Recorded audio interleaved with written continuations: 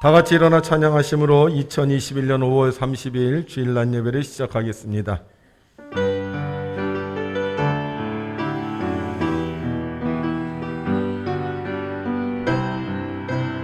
오늘 말씀의 제목은 성령을 받아야 합니다.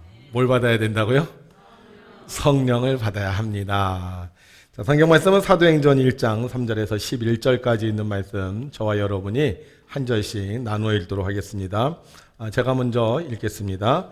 그가 고난 받으신 후에 또한 그들에게 확실한 많은 증거로 친히 살아계심을 나타내사 40일 동안 그들에게 보이시며 하나님 나라의 일을 말씀하시니라.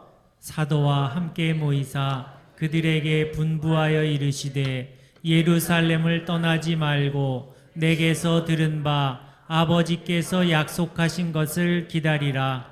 요한은 물로 세례를 베풀었으나 너희는 몇 날이 못되어 성령으로 세례를 받으리라 하셨느니라. 그들이 모였을 때에 예수께 여쭈어 이르되 주께서 이스라엘 나라를 회복하심이 이 때니까 하니, 이르시되 때와 시기는 아버지께서 자기의 권한에 두셨으니 너희가 알 바 아니요. 오직 성령이 너희에게 임하시면 너희가 권능을 받고 예루살렘과 온 유대와 사마리아와 땅 끝까지 이르러 내 증인이 되리라 하시니라. 이 말씀을 마치시고 그들이 보는데 올려져 가시니 구름이 그를 가리어 보이지 않게 하더라. 올라가실 때에 제자들이 자세히 하늘을 쳐다보고 있는데 흰옷 입은 두 사람이 그들 곁에 서서 함께 있습니다. 이르되 갈릴리 사람들아 어찌하여 서서 하늘을 쳐다보느냐. 너희 가운데서 하늘로 올려지신 이 예수는 하늘로 가심을 본 그대로 오시리라 하였느니라. 아멘. 할렐루야. 지난 한 주간 잘 지내셨나요? 오늘 날씨가 3계절이 있어요. 가을, 겨울은 눈이 안 와서 빼고 여름, 그 다음에 봄 이렇게 3계절이 되는데, 약간 이런 날씨의 변화 속에서도 신앙이 변하지 않고 여전히 하나님을 잘 섬기고 또 오늘도 주일을 맞아요 주께 나와 예배하는 여러분들에게 하나님께서 크신 은혜와 능력을 베풀어 주실 줄로 믿습니다. 여러분들이 주님을 사랑하고 그 길을 걸어가듯 주님께서 여러분들의 길에 동행해 주실 줄로 믿습니다. 이 제천에 가면요, 제천의 길을 좀 알아야 돼요. 그런데 이 제천의 길을 잘 알려면 제일 먼저 그 제천의 가장 중심부에 있는 큰 대로를 알아야 됩니다. 이 대로가 무슨 대로죠? 잘 모르세요? 제천 분들 아닌가? 의림대로죠. 의림대로. 그래서 제천역서부터 제천의 의림지까지 쭉 이어지는 길, 이게 이제 의림대로입니다. 그래서 의림대로를 알아야지 우리가 이제 제천의 길을 다 찾아갈 수 있어요. 자, 그런데 우리가 신앙생활하면서 우리가 신앙의 대로를 알아야 됩니다. 이 신앙의 대로를 알아야지 우리가 신앙생활하면서요 하나님께서 주신 은혜를 다 찾아갈 수 있어요. 그런데 우리가 이 의림대로처럼 신앙의 대로를 알아야 되는데 이 대로가 무슨 대로냐? 혹시 아세요? 네, 주님 뜻대로라는 대로입니다. 주님 뜻대로 살기로 했네. 주님 뜻대로 살기로 했네. 주님 뜻대로 살기로 했네. 뒤돌아서지 않겠네. 그래서 이 주님 뜻대로 아는 사람, 주님 뜻대로 사는 사람, 하나님께서요 각양각색의 좋은 것을 여러분들에게 주실 줄로 믿습니다. 자, 그래서 우리가 주님 뜻을 알아야 되는데, 자, 주일을 향하신 주님의 뜻이 있어요. 주일날 주님이 향하신 뜻 뭐죠? 교회 와서 예배 드리는 거예요. 오늘 주님 뜻대로 교회 와서 예배 드리는 여러분들에게 주님께서 이렇게 약속하셨습니다. 오른손 들고 시작. 내가 너로 큰 민족을 이루고 내게 복을 주어 내 이름을 창대하게 하리니 너는 복이 될지라. 아멘. 오늘 주님 뜻대로 주일날 교회 와서 예배드리는 여러분들의 자손이 번성하고 여러분들의 이름이 창대하게 되셔서 여러분들이 우리 교회의 복, 우리 지역의 복, 여러분들 가정의 복, 이 시대의 복이 되기를 주님의 이름으로 축복합니다. 자, 그런데 우리가요, 하나님은 우리에게 이렇게 복을 주시길 원하는데 우리가 이 복을 받기 전에 먼저 받아야 되는 게 있어요. 이 복을 받기 전에 이걸 먼저 받아야지 우리가 복을 받았을 때 그 복이 진짜 복이 됩니다. 근데 우리가 복을 받았을 때 이걸 못 받으면요, 이 복이요, 우리에게 복이 되지 않고 화가 되는 경우가 있어요. 근데 이 복을 받기 전에 받아야 되는 게 있는데 이게 뭐냐? 바로 성령이에요. 성령. 왜 성령을 받아야 되느냐? 성령을 받아야 하나님께서 우리에게 주시는 복을 제대로 잘 사용할 수가 있습니다. 성경에 보게 되면 삼손이라는 사람이 나와요.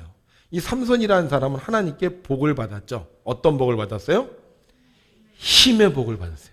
힘이 너무너무 세. 이거 복이에요. 여러분들 다른 사람들보다 내가 힘이 세다, 이거는요 엄청난 복입니다. 근데 이 삼손이 받았던 복이 어느 정도의 힘의 복이었냐면요, 젊은 사자, 아주 용맹하고 젊은 사자 와서 싸워서 이길 수 있는 복이에요.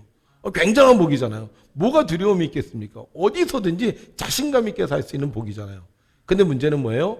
이 삼손이 그 복을 잘못 사용해요. 하나님의 뜻대로, 주님 뜻대로 그 복을 사용해야 되는데 마음대로 그 복을 사용해요. 결국 어떻게 되죠? 블레셋 군인들에게 잡혀서 눈을 빼게 되고 블레셋 사람들의 그 조롱을 받는 노예가 되고 맙니다. 우리가 하나님께서 복을 주시길 원하는데 이 복을 우리가 잘 사용하려면 반드시 뭘 받아야 된다? 성령을 받아야 된다는 거예요. 오늘 이 자리에 계신 여러분들, 하나님께서 여러분들이 복 주실 줄로 믿습니다. 근데 이 복 받기 전에 뭐부터 받아서? 성령부터 받아서 여러분들이 하나님께서 물질의 복을 주셔도, 건강의 복을 주셔도, 지혜의 복을 주셔도, 자녀의 복을 주셔도 그 복이 진짜 복이 되는 우리 성도님들 되시길 주의 이름으로 축원합니다. 자, 그러면 우리가 어떻게 해야지 이 성령을 받을 수 있느냐? 첫 번째, 우리 함께 읽죠. 시작. 베드로가 이르되 너희가 회개하여 각각 예수 그리스도의 이름으로 세례를 받고 죄 사함을 받으라. 그리하면 성령의 선물을 받으리니. 아멘. 우리가 성령 받으려면요, 먼저 회개하고 세례를 받아야 됩니다. 이 회개하고 세례를 받는다, 이거를 세 글자로 뭐라고 하느냐? 죄사함이라고 얘기해요. 죄사함. 우리가 회개했어요. 그리고 세례를 받았어요. 이건 뭐예요? 죄사함이에요. 그러니까 사람이 원래 하나님께서 지으실 때는요, 완벽한 존재로 지으셨어요. 그래서 하나님께서 우리를 보시고 뭐라고 말씀하셨느냐? 보시기에 심히 좋았더라. 그런데 이 완벽하게 지어진 사람은요, 그 속에 하나님의 영이 있었습니다. 하나님께서 생기를 그 코에 후 하고 벌어넣으시니 살아있는 생명이 됐어요. 그래서 이 사람은 원래 하나님의 영으로 충만해 있었는데 안타깝게도 에덴 동산에서 이 사탄의 꾀임에 빠져가서 이 하나님의 영을 잃어버렸어요. 하나님의 영 대신에 뭐가 들어왔어요? 죄의 영이 들어왔어요. 사탄의 영이 들어왔어요. 그래서 이 사탄의 영, 죄의 영을 우리가 완전히 빼버려야 되는데 이게 뭐라는 거예요? 바로 죄사함이라는 거예요. 물컵에 물을 담으려면 이 물컵에 있는 걸 빼야 됩니다. 여기에 만약에 뭐 밥이 들어있다든지 여기에 김치가 들어있으면 물을 담았을 때 아주 맛이 기가 막힌 물이 되겠죠? 그래서 여기다 물을 담으려면 반드시 이 안에 있는 것을 빼야 되는 것처럼 우리가 성령을 받으려면 반드시 우리 안에 죄 사함의 은혜를 받아야 된다는 거예요. 그러니까 죄 사함, 나의 죄를 회개했을 때, 이 죄가 사라졌을 때 성령이 우리에게 임하는 겁니다. 자, 그러면 우리가 어떻게 하면 이 죄를 빼낼 수 있을까? 이렇게 거꾸로 뒤집어 갖고 막 흔들면 우리 안에서 죄가 빠져나갈까요? 성경은 이렇게 말하고 있죠. 만일 우리가 우리 죄를 자백하면 그는 미쁘시고 의로우사 우리 죄를 사하시며 우리를 모든 불의에서 깨끗하게 하실 것이요. 우리가 죄 사함 받는 비결은 뭐예요? 우리의 죄를 고백하는 거예요. 이런 말하면 사람들 굉장히 기분 나빠합니다. 아, 내가 무슨 죄를 졌다고, 무슨 죄를 고백할 게 있다고 이렇게 얘기하는 사람들이 있어요. 그런데 제가 아는 목사님이 언젠가 그런 얘기를 하시더라고요. 대한민국 사람 치고 운전하는 사람들은 다 죄인입니다 그러더라고요. 왜 죄인이라 그래요? 죄라는 것은 규칙을 어기는 게 죄예요. 규칙을 어기는 게. 근데 우리나라 도로교통법상 이 운전하는 사람에게 속도의 규칙이 있어요. 지금 시내는 몇 킬로 달려야 되죠? 50킬로 넘으면 안 됩니다. 근데 시내를 사람들이 50킬로를 달리느냐? 그렇지 않죠. 고속도로는 몇 킬로? 100킬로나 110킬로. 일반 도로는 몇 킬로? 80킬로. 예, 우린 다 알아요. 근데 그거 지킵니까? 안 지킵니까? 예, 그러니까 우리는 뭐예요? 다 걸리지만 않았을 뿐이지 다 범법자예요. 그래서 운전하는 사람들은 대부분 다 죄인이다 이렇게 얘기를 하는데, 우리가 세상에 살면서 그런 죄가 아니라 하나님의 죄가 있는데, 이 하나님의 죄가 뭐냐? 성경의 규칙대로 살지 않는 게 이게 죄라는 거죠. 근데 성경의 규칙은요, 이 겉으로만 나타나는 게 아닙니다. 마음도 포함되어 있어요. 그래서 우리가 성경의 규칙대로 살면 죄인이 아닌데, 성경의 규칙대로 살지 않으면 우리가 죄인이라는 거예요. 자, 우리가 항상 그런 말 하죠. 서로 뭐 해라? 사랑하라. 서로 사랑하십니까? 압류하십니까? 그러니까 이거를 고백해야지. 하나님, 내가 하나님보다 돈을 더 사랑했습니다. 내가 이웃보다 돈을 더 사랑했습니다. 이렇게 우리가 고백하면 우리의 그런 죄의 욕망들이 사라지게 되고, 여기에 뭐가 임한다는 거예요? 성령이 임한다는 거예요. 그래서 우리가 성령 받으려면 반드시 뭐 해야 된다? 죄 사함, 죄를 고백해야 된다는 거예요. 두 번째, 우리가 성령 받으려면요, 시작. 너희가 악할지라도 좋은 것을 자식에게 줄 알거든 하물며 너희 하늘 아버지께서 구하는 자에게 성령을 주시니 않겠느냐 하시니라.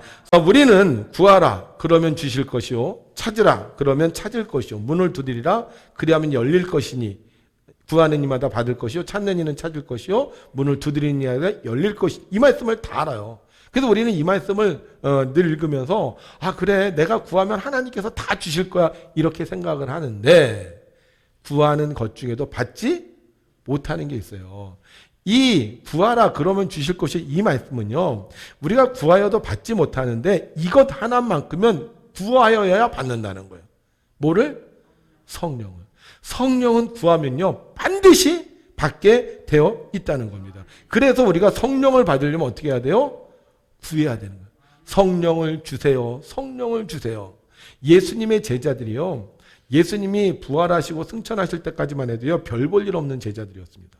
그런데 어느 날 이 제자들이 성령에 충만해졌어요. 근데 성령에 충만해졌을 때 그 제자들이 뭘 했다고 성경은 기록하고 있냐면, 오로지 기도에 힘쓰니라. 성령 받기를 구했다는 거예요. 자, 그러면 우리가 성령을 왜 구해야 되느냐? 예수님께서 이 누가복음 11장 이 말씀을 마치시고요, 한 가지 예화를 제자들에게 들려주십니다. 어떤 예화를 들려주시냐면요, 한 더러운 귀신이 살고 있었대요. 한 더러운 귀신이 살고 있었는데, 어느 날 이 더러운 귀신이 그 집에서 쫓겨났습니다. 여기서 집은 사람을 의미하죠. 그래서 이 더러운 귀신이 사람 집에서, 사람 마음속에서 살았는데 어느 날 그 집에서 쫓겨났어요. 그래서 이 더러운 귀신이 새로 살 곳을 구하여 찾아다녔습니다. 내가 어디로 들어갈까, 어떤 사람에게 들어갈까 하고 찾아다녔는데요, 자기가 들어갈 만한 적당한 집이, 적당한 사람이 없더라는 거예요. 그래서 막 돌아다니다 다시 옛날 사람에게 왔어요. 그런데 와서 보니까요, 그 옛날 사람의 집이요 깨끗하게 청소가 된 거예요. 저기 가서 살면 좋겠다 이런 생각이 들었습니다. 그런데 보니까 그 집에는 아직까지 아무도 없는 거예요. 그래서 이 귀신이, 야, 내가 지난번에 저기서 살다가 쫓겨났는데 나 혼자 들어가긴 힘들 것 같고 내 친구들을 좀 불러야 되겠다. 그래서 자기보다 더 악랄한 귀신 7명을 데리고 그 집에 들어가서 살림을 차렸어요. 자, 그럼 이 사람이 어떻게 되겠죠? 옛날보다 더 나빠지는 거예요. 만약에 그 집에 성령이 임했다면 문제가 없는데, 그 집에 성령이 없이 비어있으니까 그 사람은 예전보다 더 악한 상황이 됐다는 거예요. 전 이런 분들 많이 봤어요. 귀신 쫓아달라고 교회 왔거든요. 그래서 교회 다녔어요. 은혜도 받았어요. 하나님께서 기도에 응답해 주신 것도 체험했어요. 그런데 성령을 받지 못하니까 어떻게 되는지 아세요? 나중에 다시 원위치 되더라고요. 어떤 경우에는 더 나빠지는 사람들도 봤어요. 여러분들 교회 다니다가 교회 안 다니는 사람 잘 살 것 같아요? 그렇지 않아요. 처음 신앙생활에서 막 은혜 받았다, 성령 충만하다, 뭐 하나님이 나와 함께 하신다 이렇게 얘기했는데 성령을 받지 못하면 다시 원위치 되게 되고요. 나중에는 예전보다 더 형편없는 사람이 되는 경우가 너무나도 많다는 거예요. 그래서 예수님 믿는 사람은 반드시 죄사함 받고 나면 뭘 받아야 된다? 성령을 받아야 된다. 그래서 성령 받으려면 우리가 계속 기도해야 되는 거예요. 저도요 매일 새벽마다 기도해요. 하나님 성령을 주어주십시오. 성령 충만케 하옵소서. 성령의 능력을 주십시오. 왜 이렇게 기도를 하느냐? 사탄은요 성경에 동물에 비유하는데 어떤 동물에 비유하느냐? 우는 사제, 엉 하고 우는 사자에 비유하고 있어요. 언제요? 이 사탄이 틈을 노리고 있다가 우리 안에 휙 들어올지 몰라요. 그런데 우리 안에 성령이 있으면 더러운 귀신이 아무리 악한 사자라도 들어올 수 없기 때문에 우리가 반드시 성령을 구해야 한다는 거예요. 자, 세 번째 함께 있습니다. 시작. 우리는 이 일의 증인이요 하나님이 자기에게 순종하는 사람들에게 주신 성령도 그러하니라 하더라. 아멘. 자, 하나님은 어떤 사람에게 성령을 주시느냐? 하나님이 자기에게 순종하는 사람에게 주신다 그랬어요. 아까 성령은요 그 선물이라 그랬잖아요. 선물. 자, 우리가 선물을 줄 때 순종하는 사람에게 줍니까? 말 안 듣는 사람에게 줍니까? 성령은 누구에게 주는 거예요?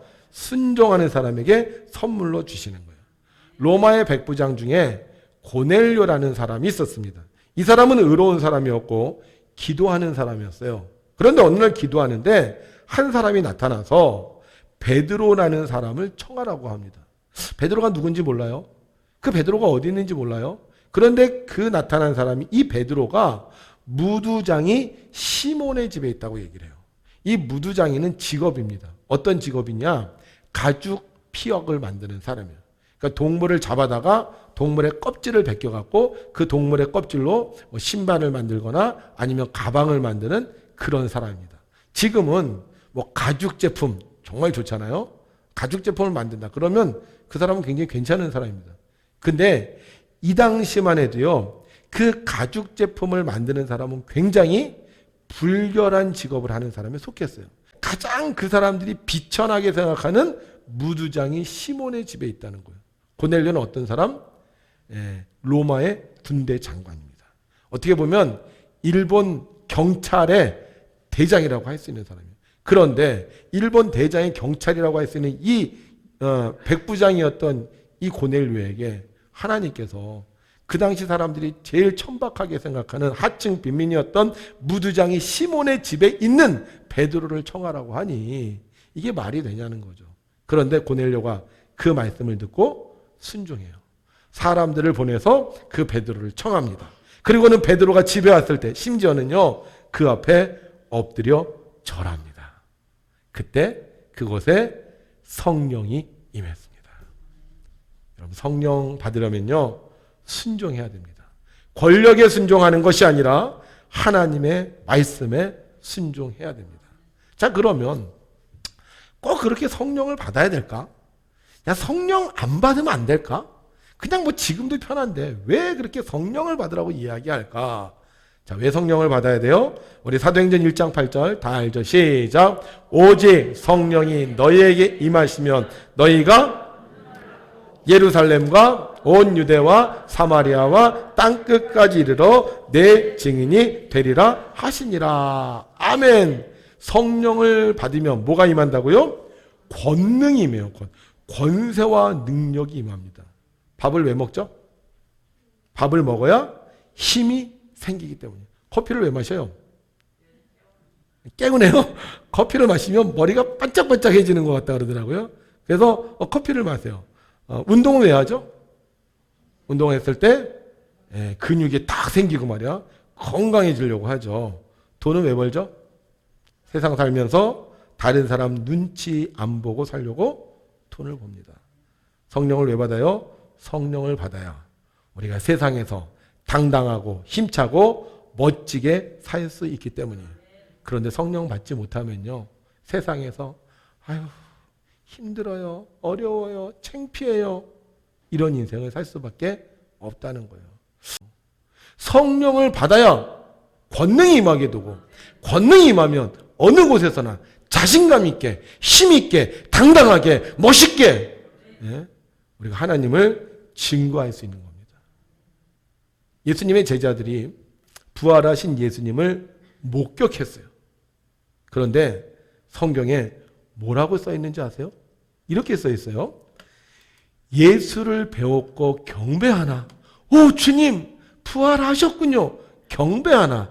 아직도 의심하는 사람들이 있었다는 거예요.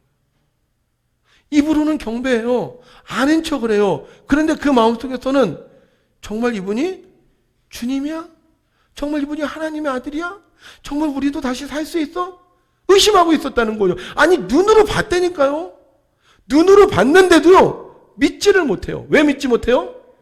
성령 받지 못했기 때문이에요. 성령 받아야지 확 믿어지는데, 성령 받아야지 진짜 믿어지는데, 성령을 못 받으니까 살아계신 주님, 부활하신 주님을 만났는데도요, 정말일까? 진짜일까? 이거 거짓말 아닐까? 이렇게 벌벌 떨고 있다는 겁니다.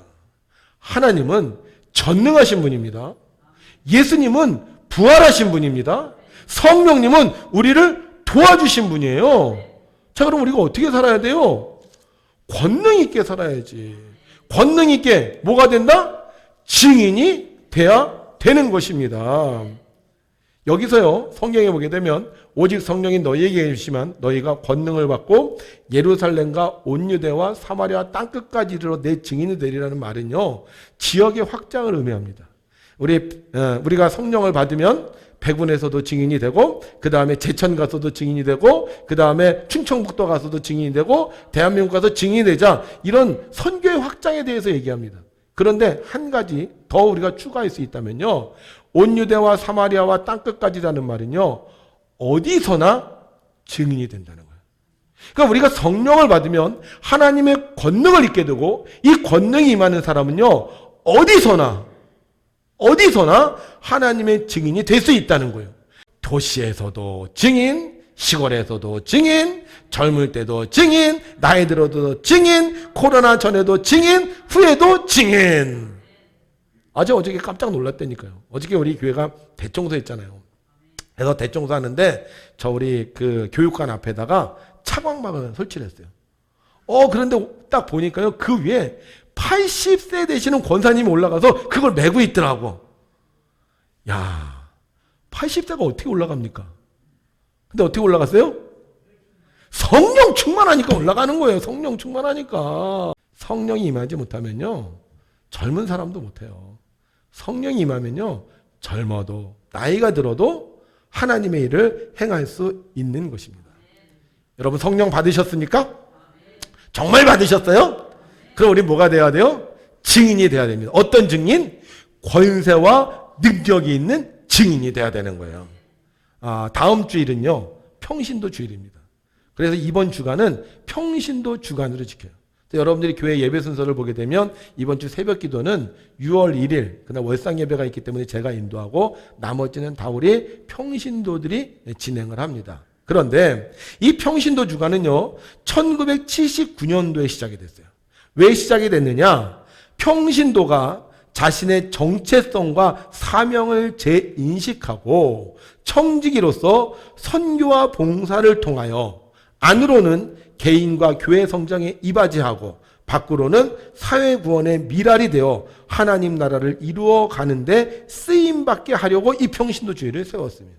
그래서 평신도는 뭐 하는 거예요? 이 평신도주의를 통해서 나의 정체성, 나는 하나님을 믿는 사람이다, 나는 주님의 일을 하는 사명을 가지고 있다, 이걸 재인식하고요, 선교와 봉사를 통해서 개인과 교회 성장에 이바지한다는 거예요. 그러니까 이 평신도주의를 통해서 우리가요, 성장해야 되는 거예요. 키가 크고 지혜가 잘하는 것처럼 우리가 신앙생활을 하면요, 계속 성장을 해야 되는 거예요. 기도도 잘하고 말씀도 잘 전하고 봉사도 잘하고 예배도 잘 드리고. 언제까지 성장하는 거예요? 언제까지? 주님 오시는 그날까지. 70까지만 성장하고 70에 끝! 아니에요.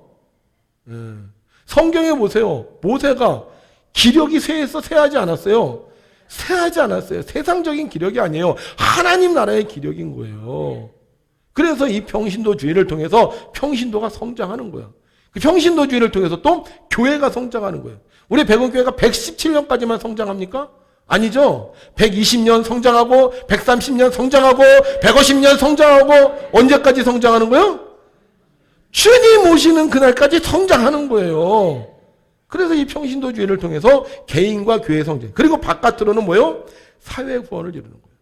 우리 백운에 있는 더 많은 사람들이 하나님을 믿게 하게 세워진 주일이 평신도 주일이고, 그 일을 위해서 우리가 힘쓰는 주간이 바로 이 평신도 주간인 겁니다. 그런데 금년도 평신도 주제가 뭐냐? 평신도 주일 주제가 뭐냐? 따라합시다. 정결한 마음, 정직한 영성 회복.